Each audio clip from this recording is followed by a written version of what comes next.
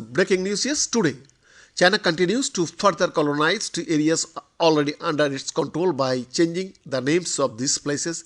This is particularly true for Tibet. During his meeting with President Xi Jinping, US President Joe Biden raised concerns over China's human rights abuses. President Biden particularly mentioned Xizang, Tibet, and Hong Kong. A few hours later, during a dinner on the sidelines of the Asia Pacific Economic Corporation Summit, President Xi answered by claiming that his country has not provoked a conflict or war or occupied a single inch of foreign land. Xi added, yeah, throughout the 70 years and more since the founding of the People's Republic, China has not provoked a conflict or war or occupied a single inch of foreign land.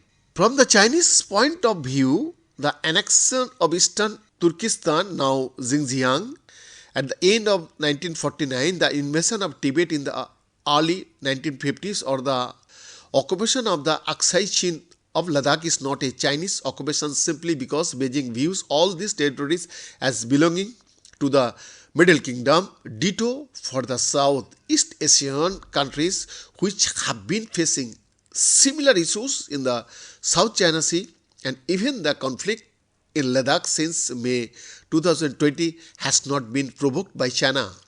Regarding India's northern border, it is worth nothing that in 1960, when a group of officials of India and China met for extensive discussion on the boundary in most areas, including in Nepha, today Arunachal Pradesh, Beijing had no proof to support their claims.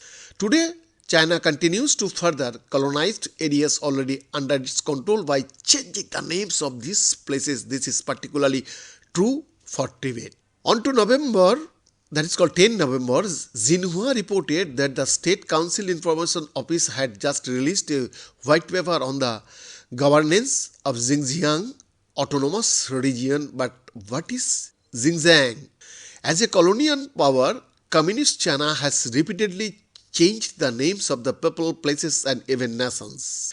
The main objective of the white paper titled CPC Policies on the Governance of Xinjiang in the New Era Approach and Achievements is to make the new name for occupied Tibet officials. Additionally, it highlights the CPC's guidelines for governing Tibet, showing that Beijing has brought about all around progress and historic success in various undertakings in the action, while praising Xi Jinping for the changes.